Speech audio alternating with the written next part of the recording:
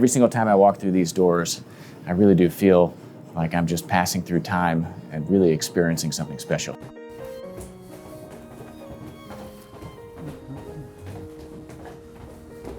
Well, here you can really see the animal. Yeah. I mean, this is a flank of the animal. I'll say, okay, this is the backbone, and then I'll flip it over. It's very important because these are natural materials. Seems quite crude when you do it that way, but... Well, you make it look easy.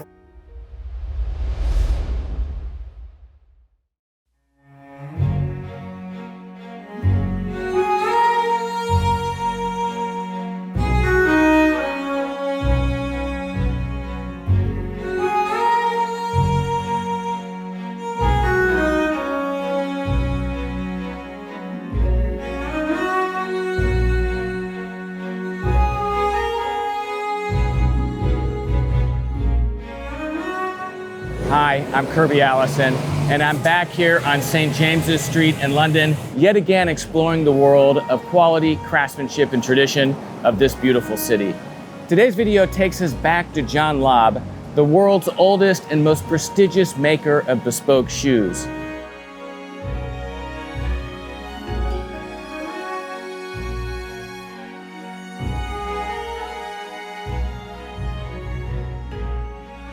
Today, the firm is run by its fifth generation of family members and continues to make their shoes using the same traditional techniques employed since its founding in 1849.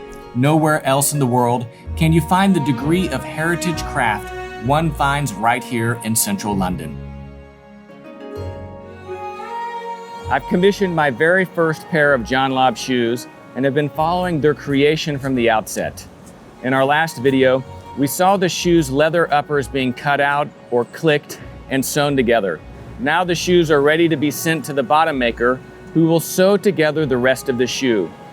It is fascinating to me that in the world of bespoke shoemaking, this process has remained totally unchanged for over 100 years.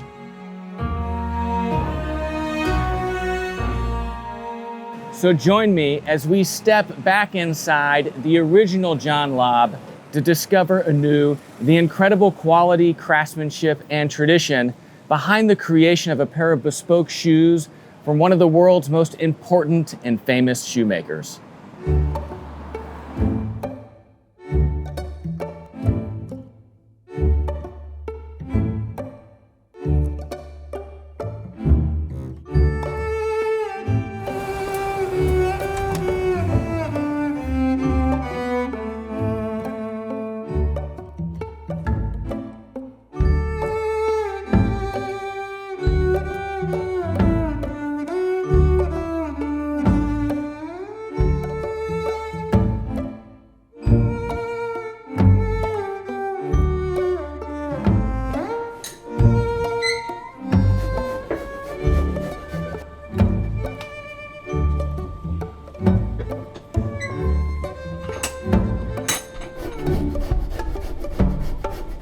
Jonathan. Morning, Kirby. Yeah, so nice to see you. You too. Nice to see you. Of course, to be back here in London and to be back here at John Lobb. I mean, what a privilege. And this, I have to say, every single time I walk through these doors, I really do feel like I'm just passing through time and really experiencing something special here. So, and explain to me a little bit about where we are in this process. Well, we made the uppers. The uppers have now been, we cut out the leather for the uppers. The uppers have now been closed. So essentially those uppers are ready to be passed on to the shoemaker, who will put on the soles, and then the shoes will be ready for fitting. Yeah. So we will go downstairs and we'll see essentially what is the preparation of the materials which will go into the making of the shoe. Yeah.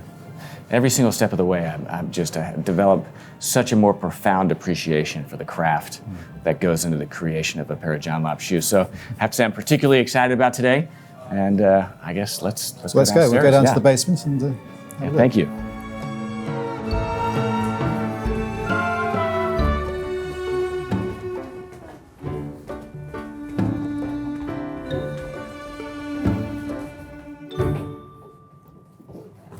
Hello.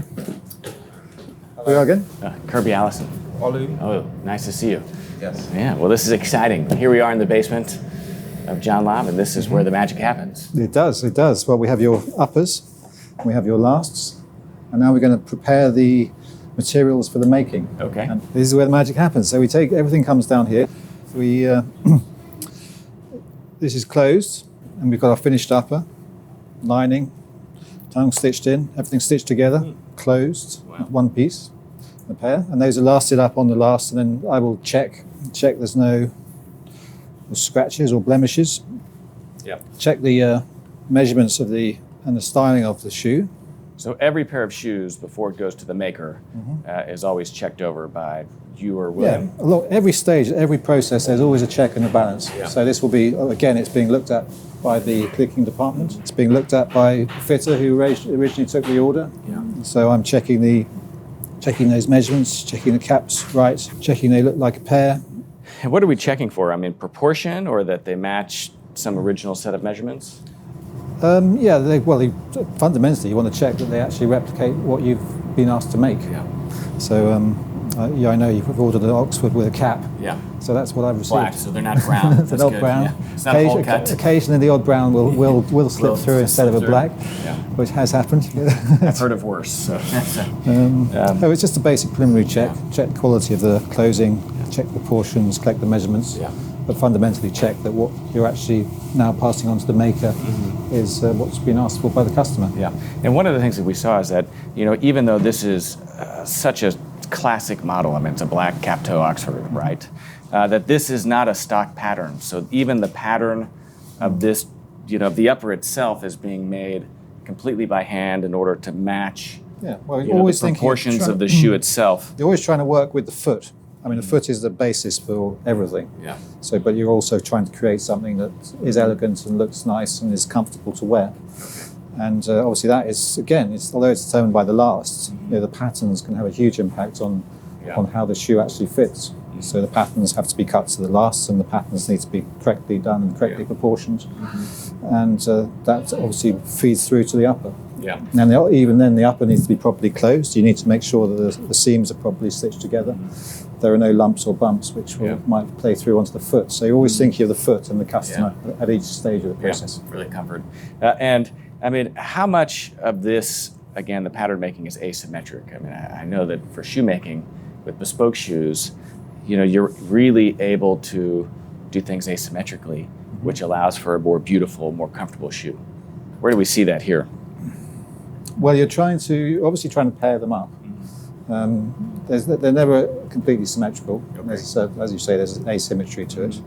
But you'll use a left pattern, and sometimes you'll have a right pattern. Okay. But generally, you work to one pattern, which you'll then use for the right as well. Both shoes. But there might be differences, because there might well be a difference in the length, for example. So you'll need an extra.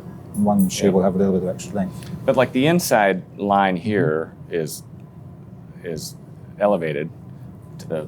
Well, it's elevated only because that's physically the foot. Okay. You've got a bone that comes out here. There's a bone which this has to allow for. So there's always that inside measure is always higher than the outside measure. So it's about the foot and accommodating the foot. Yeah. Well, it's coming together beautifully. I mean, I guess we don't have a full appreciation for the toe shape yet, because it's not, fully lasted over the shoe. I mean, that'll be something that we'll see happening here soon. Can you talk just real quickly? I mean, again, like one of the things that's so fascinating about the privilege and the opportunity to be down here and seeing this is that, we're seeing so much more than what one would otherwise see on a finished shoe. And a great example of that is, kind of the inside of the upper. Can you talk through kind of what the different pattern pieces are here? Because it's not a single piece of leather. There's several pieces that comprise the shoe. Well, you've got your outside and your inside, essentially, and your inside is the lining. Okay. So the lining here is what we call a horse vamp. It's a horse leather, actually. Okay. But this is like a chamois. It's soft. It's soft. Very similar, but it's also, the quality of this is it breathes very well. Okay. I mean, going back many years, they used to use fabric in that Really? lining. But the quality even of in a bespoke shoe, you would use fabric. Well, they used to have fabric linings, but it breathed well and it was comfortable. Okay. And it's a bit of flexibility to it. Which is important. So the major quality of this is because the foot perspires. There's a lot of perspiration that comes out of the foot, so it's got to be absorbed. Yeah. Otherwise, your feet just get hot and they sweat. Really? So they have to breathe, which is obviously the quality of all the material that we have is that it breathes. It allows your foot to breathe. Yeah. Well, I mean, whenever this shoe is finished, it's completely natural. This is a more natural tanning. Obviously, this is a more of a chrome tanned leather, but obviously because you need the surface and the strength of the leather. Do you use veg tan? Some veg tanned leather, yeah. Or like browns and. Yep. Okay. So in this you've got different, with regards to different pieces. You've got your vamp lining, you've got your tongue, you've got your quarter linings on the inside there. Yeah. And on the outside, again, you've got your outside quarters. Yeah. 2 pieces there. You've got your vamp, and then we've added a cap on top of that. Yeah. And the cap is, in this case, an additional piece of Again, leather. yeah. Because again, the additional leather helps. Obviously, it gives a nice show to the shoe, and it allows you to have a solidity which can be shined up and look presentable. But it also helps to protect. Yeah. So you're kicking the shoe around. That adds that extra protection on the toe. What about? I know that structure is so important on a bespoke pair of shoes. I mean, this is still quite soft, right? I mean, you could never mirror shine this because it still has flex to it. Where is the structure added? If you made this up without the stiffening, so you have what we've put together. You'll see the first 2 pieces of leather that Ollie will prepare are the stiffness. Okay. And the stiffness, obviously, are the bits that go inside here and in the back, in between the lining. Yeah. So they'll go in between here. Okay, so those are and inserted in between the toe. And that's, if you pass me a bit of stiffener, that's the leather that will be used around the heel. Wow. Okay. And it'll be cut out and trimmed and whatever, and it'll go in there. This right here. Yep. And then a similar piece of leather, which is called the toe puff. And the puff, as you can see from the shape, like the cap, will go in here. And that goes in between the lining and the upper. So immediately you've got stiffness in there. And different, I mean, this is all leather, right? But different parts of the very different tanning hide. process. This is from the hide of the animal, Okay. a larger, more mature animal. Yeah.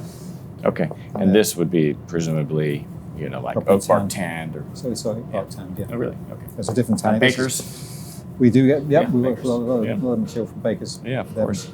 And is this thinned down or is this? Well, this will be, thickness? as I say, when we go into the making, Yeah. all of this will be wet and it will be worked on, it will be skived, Yeah. and it'll be shaped. Yeah. It'll be pulled over, and we'll see that in the making process. Yeah. I mean, it's incredible to be how much goes in to making a pair of bespoke shoes that, once the shoes are made, you never see and can never appreciate. So that is the stiffener. That gives it that sort of solidity. And then inside the shoe, you've obviously got shoe here that's half made. You've got your inner sole.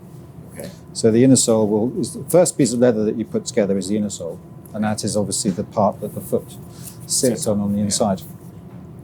And then from there you stitch around here a rand of leather around the outside, which is called the welt. Okay. And that welt is what actually holds the whole shoe together. Yeah. So it's strong. It's got to be strong. It's got to be strongly stitched, and you're putting it all through, and you're creating a stitch that goes. It joins the inner sole to the lining to the welt. Yeah.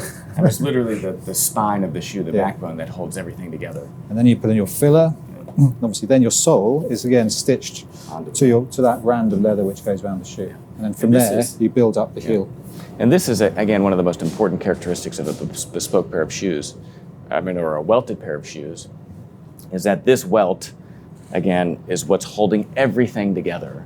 Yep. But it also is what allows the outsole to be sewn on and then taken off and replaced, with a new outsole. It allows for. There's a certain flexibility to it as well. It's not. It gives because there's once you start wearing it and moving, there's a certain movement within that. Yeah. And a little bit of give in the stitching, Really? a little bit of give in the welt. Even with the way that it's stitched. which allows, though it's strong, but this just allows it to settle down and Yeah. be strong, and it keeps it comfortable. But this is what allows a pair of shoes to last a lifetime, is the fact that you can, as you break it in, as you wear it, as it molds to your foot even more, as it's worn, the welt is what allows the outsole to be replaced without disrupting or ruining. Yeah, any well, of when that. this wears down, obviously as it gets all the wear, this can be taken off and it can be replaced. Sometimes more often, not the first few times you can use the same welt, but then eventually you'll get to a point where you have to replace the welt as well. Okay. So it depends on the wear. The next main part actually will be the inner sole. So if we can cut out a little piece of inner sole, we'll show you the material for the inner sole. or how is the material different for the inner sole than the outsole? So we'll get the inner sole, and we'll see. We'll have a look at it. Wow, here. Careful with the uppers. And so this is a full bend of leather. I mean, this is, again, you know, you guys aren't working from pre-cut insoles and outsoles. You're selecting the best bits on the actual tanned hide itself. Well, here you can really see the animal. Yeah. I mean, this is a flank of the animal, which has then been tanned and obviously cut. You'll see the backbone will be down there, and those are the either sides. So we will. That's tanning This process. is such a. So this has come from the raw hide, and it's been put in pits over a period of about a year, I think. And that has what tans and preserves the actual skin. One of the things that, again, I find so just incredible about a bespoke pair of shoes is not only is it being made using the same techniques as has been used for 200 years, but the tanning of the leather, right? The leather that you're using, I mean, oak bark tanned leather, is using the same technique and literally the same process. Well, that process to tan this leather that's existed goes back centuries. Centuries. Yeah. I mean, animal hides have been used for man, for various uses since the beginning of time, really. And we had the privilege of visiting J.R. Rendenbach in Germany before, unfortunately, they closed down.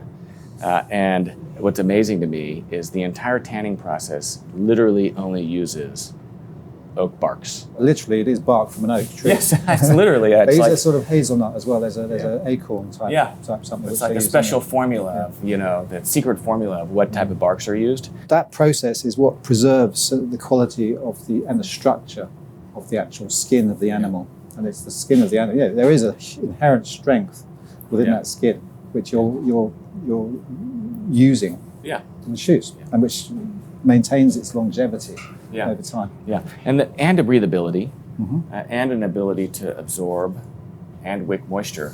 Well, absolutely. That's when I talk about the quality of it. That moisturizing. I mean, the skin itself is an organ. It's hugely important, and its ability to breathe and its ability to sort of work with the body is what makes it what it is. But that's really what we're making use of in the shoes, and it's huge. When it comes to the feet, there's a lot of moisture, a lot of perspiration comes out of feet. And some people will find they just always have hot feet or hot shoes. But what this allows is for that the foot to breathe naturally, to absorb the moisture and all of that. So here we are. So this is this the same leather you'll use for the outsole, but just cut differently, or? So this is not pre-cut, because we actually select from the skin. You will select the best, the appropriate, because they vary in thickness. No, I understand, but I'm saying, like, is this... But the sole is pre-cut. Pre-cut. And we've got a sole there which is cut to the right thickness. But is it the same type of leather, or is it tanned differently or somehow used differently? So there's your sole. It's from so we have the animal and different parts of the animal. This comes from the back, the sole. Okay. And it's really, really, sturdy and hard. Yes, even sturdier than this. Yes. So this is because this is going to be this is what you're going to walk on. So this has to be, the toughest. A bit tighter. The grain is a bit tighter. They would call it. And this is a bit sort of loose, slightly looser grain, but still. Okay. It still has its flexibility. This comes from the shoulder. Okay. Of the animal, the insoles, and they are in different weights. They're weighed in irons, and we use different weights for different thickness of soles.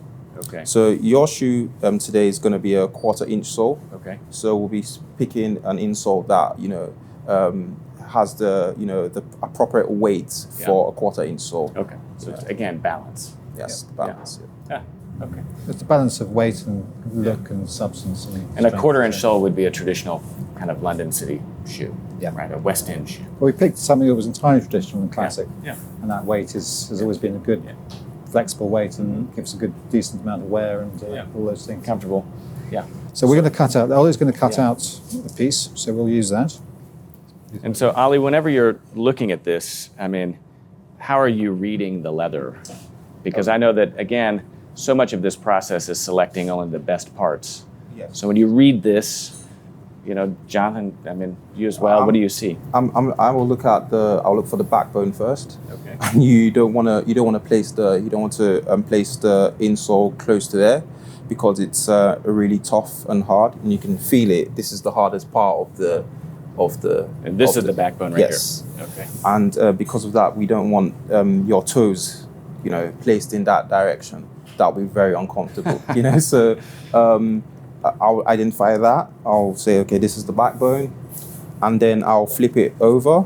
It's very important because these are natural materials, and the animals, just like us, they get scars, they get bruises, they have cuts, and that reflects on the final product. So you want to look at the back and just check and see if you have anything there. And so you could just get a pen and you could look, and if you see anything that you feel is going to be a problem, you could circle it out, and then when you flip it, you make sure that you avoid that part, because we can't stress how important the insole is. I've done a lot of repairs, and if you pick a good insole from the beginning, then that would determine how long that shoe is going to last. Really? Yeah. So the insole has to be the foundation. It has to be very strong. Yeah. And if you have a strong insole, you can re-welt. You can you can change the sole as much as possible. So you need to be very conscious when you're picking the insole, that you're picking the right insole for the shoe. And so I guess what I'm hearing is that in some ways it's the insole that determines kind of that lifetime of the shoe, because of course, if you replace the insole, you're taking everything apart. Yes, you are taking everything apart. So you could easily replace the welts. Replacing an insole is a really, really expensive and tedious process. So it's always important that we pick the best insole. We make sure we do the right things so that we don't have problems in coming up in the future. Yeah. So the insole is the foundation. Every single step of the process, every single care is being made to really maximize the integrity of the shoe, so that it's reliable, it's comfortable, and that if well cared for, can last a lifetime. Or in many cases with John Lobb, multiple lifetimes, as we've seen on shoes. Yes. So this is a nice looking sheet. I don't see problems with the and it looks good. I do tend to stay away from the edges because like Mr. Jonathan said, this is a sheet 8 irons, but it's not the same thickness all the way. So towards the end, it tends to thin out a little bit. So you want to be, cautious of that. I know as a maker, I will skive the insole and, get it to the right, thickness. But, if I was sending it out to another maker, I need to make sure that I do the job as best as I can, so I don't give, that maker a headache or a problem. So I would stay a little bit away from the edge, and then I'll cut the insole. Okay, so I'll flip this. And like I said, I could just draw a line and say that I want to start cutting the insole from here. We'll take it from here, won't we? Yes. Obviously, we want to make sure we have enough. Yes. Yes. So we'll take a bit way over here. Yep. And we obviously, you're conscious you want to make the best use of all the materials as well. So you're slightly judicious. Yeah, but you're not wasteful. So we'll just cut that out and.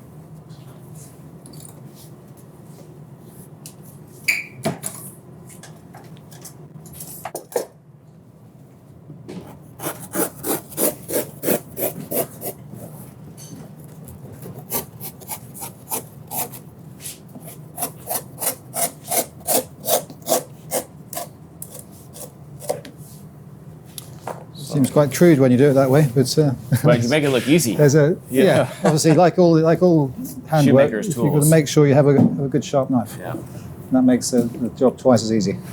Gosh. But this is it's that blade has always been traditionally used for cutting. Well, and I mean, all of a shoemaker's tools, I mean, you're sharpening those yourself, right? I mean, it's you've got to have a good steel, properly steel blade, which you can sharpen and gets a good edge, proper knife. So this is the insole. So we're building it up, aren't we? We've got our inner sole. Let's put out. We've got our inner sole, Yes. and we've got our stiffener Yes. and our toe puff. And toe puff. What's next? So we have the insole, we have the toe puff, and we have the stiffeners, and I will talk about the welt next. Okay. Yeah. So just like the sole, it has its different thicknesses. Obviously, if you're having a country shoe, the welt will be much thicker. If you have a dress shoe, the welt will be thinner. So this is a welt for, it's like 2 to 2.5 millimeters. This is what we use for a quarter. Okay. And so it's from the belly, the welt. Okay. It's not as sturdy and strong as the sole. So this is the welt. It's got a different quality to it. It's got a slightly waxed finish. You can feel that. Yes. Yeah. It's got a, Totally different. it needs to have a good sound, sort of solid fibre to it, Yes. structure to it, because again, it's holding the thread. Yeah. You've got to pull the thread, and you don't want it to be tearing at all. So it's got to be strong. When we start making it, we will scrape off the shiny surface, we'll put in water, and then we'll hammer it. Very important. And when we hammer it, the fibers get condensed and they get stronger, and that will help, obviously with the longevity of the welt, the toughness of the welt. So don't be carried away and just think that it's a flimsy material. It's really sturdy material, the welt. And then we have the split lift. The what? Split lift. Okay. Yeah, I'll explain that for you. Yeah. This is the first layer of the lift. Okay. Kind of yes, of the lift, the heel. Okay. It's kind of a technical part of the shoe. So if you look at the last, you have a dome at the heel. Mm-hmm. And obviously this is to replicate your foot because no foot is flat. Yeah. So what the split lift does, this will be soaked and it will be skived. And when it's skived, it will be, shaped into a horseshoe, shape. Okay. And what that does is that helps, flatten off this dome. So you'll have the split lift, at an angle. And what it will do is that when you place the first lift, the split lift will help, level out that, So it's a very important part of the while still allowing the insole to kind of mold to that depression of the heel. Yes. So the split lift will help, in a horse, shoe shape, it will help, flatten off this dome, And then you can now start building the lifts like layer by layer. So this is the split lift. It's gotten from the, the same as the sole, from the back, very, very sturdy. And it has to be very strong because this is the first layer of the heel. Mm-hmm. And I've seen, when you get repairs coming, you'll see you will see when the good split leaf has been selected, the split leaf will still maintain its shape. And you remember we have all different kinds of weights.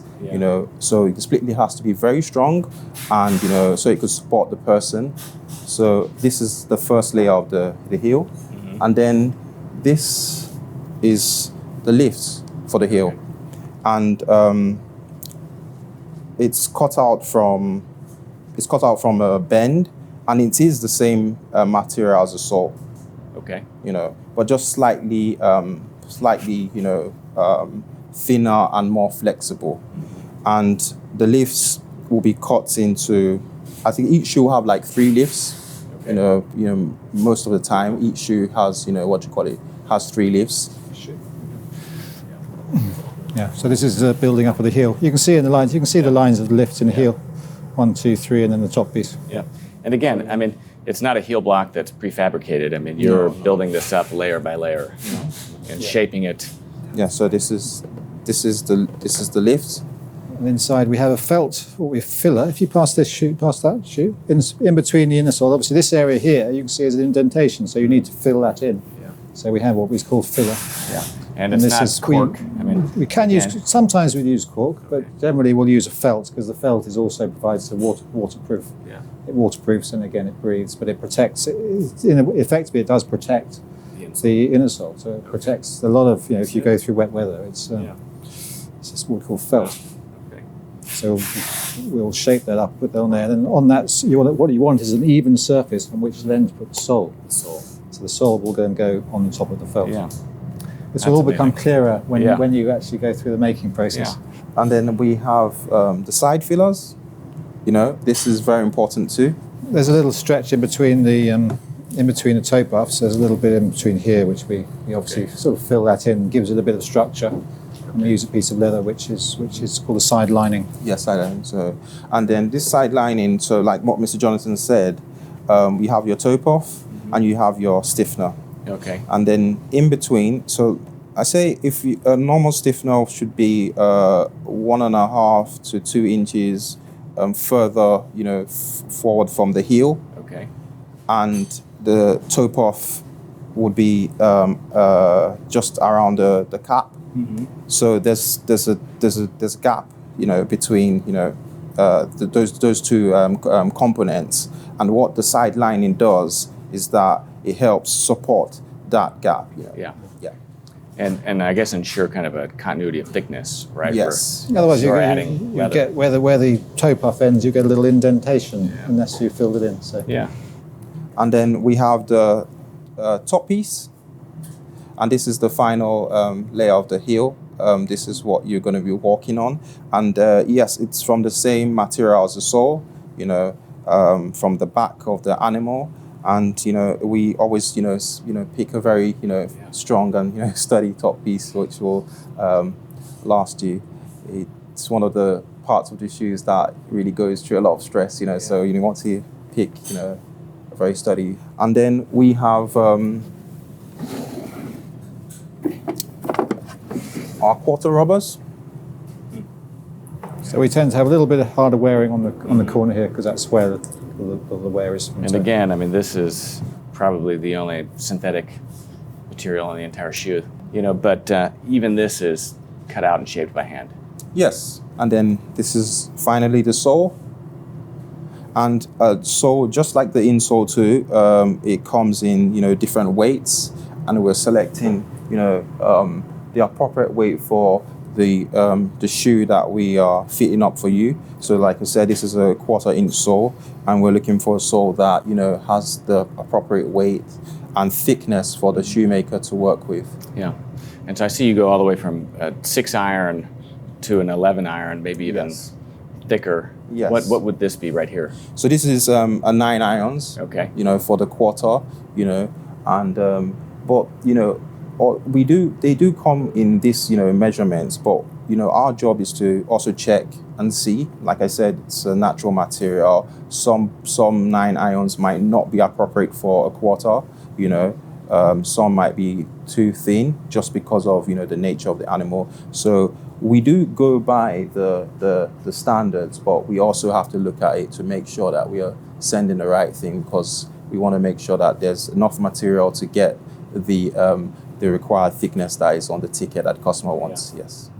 Yeah, and this is where the skilled hands of a shoemaker, I mean, even with all these, I mean, in some ways, I guess you could say that because this material is so natural, it almost requires a more skilled hand to work it and manipulate it into the perfect final product than if you were using. Yeah. Well, the skills involved in manipulating and using this leather are skills you build up over a lifetime, but, you know, 4, 5, 6 years you need to build up the speed and the time and skills. So that's what makes it a craft. Makes it a. And one of the incredible things about John Lobb, of course, is that aggregation of knowledge across 5 generations, right, of uninterrupted shoemaking, because it is an oral history. I mean, there's books, but so much, I would imagine, of what you learned from as an apprentice of the master with whom you studied, and then so much of it is also passed down from shoemaker to shoemaker within a shoemaking firm like John Lobb. Well, as I said, we only try and maintain what works. Yeah. Deviate. It's, you know, we're quite single-minded in that. Yeah. Well, you guys are, in many ways, very single-minded about that.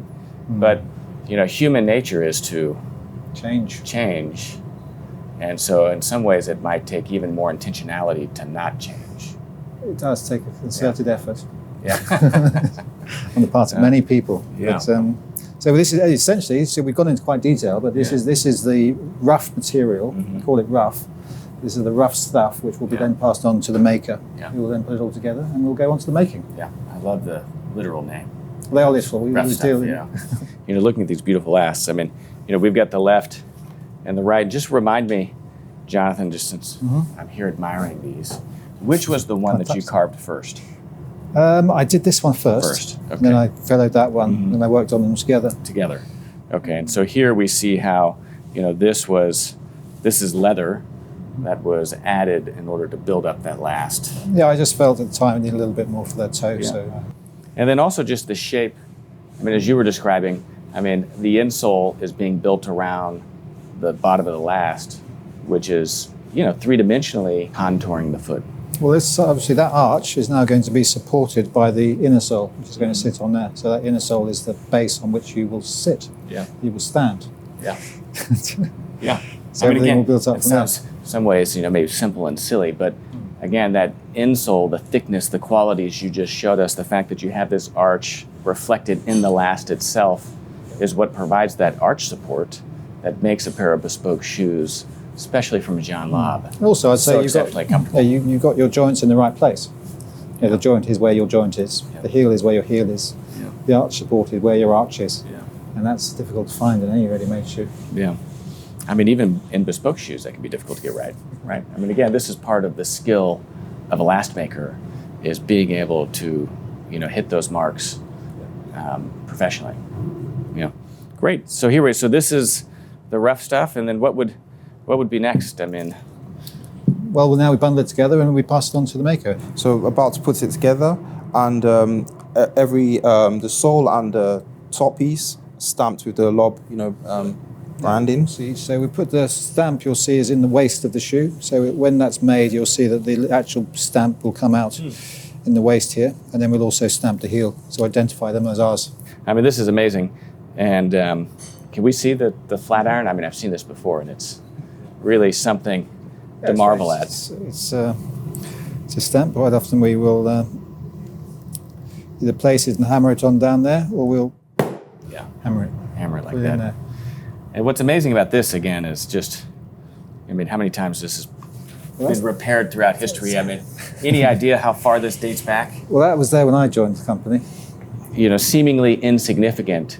I mean, this single embossing hammer is one of the threads that kind of has connected every pair of John Lobbs to pass through this shop. Amazing. So this is all marked, right? Is it marked? And then those are the top piece. Top piece. Put it on there, there. This goes on there, and then we'll bundle it all together. And you want to put the nail on there? I shall hold it. Watch the finger.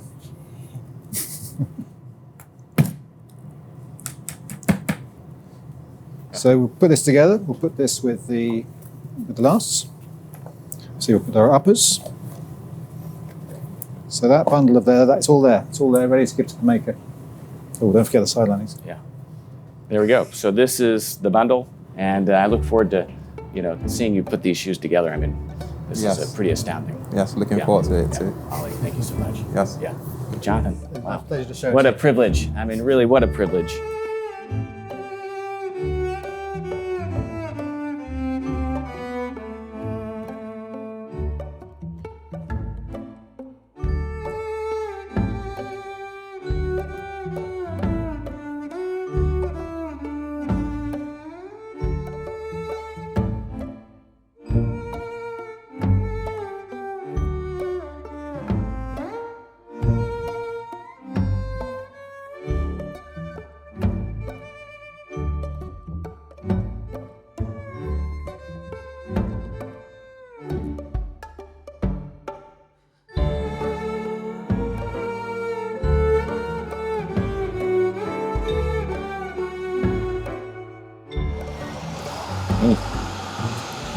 Wow.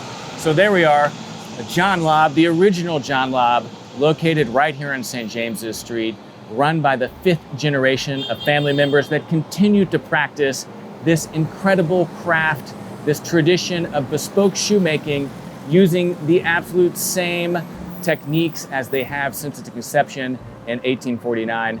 And to have the opportunity to step downstairs with Jonathan Lobb, to see that everything that goes into something really as simple as just preparing the materials to then be sent to the shoemaker to be made, really is profound. I have to say I've developed an even deeper appreciation for this incredible tradition and craft. I have to say it is only heightening the anticipation of these shoes. To finally have a pair of shoes made by the famous John Lobb, I have to say, is something that I'm looking forward to. Of course, if you're watching this channel for the first time, the best way to support the content that we film here on YouTube is by visiting KirbyAllison.com.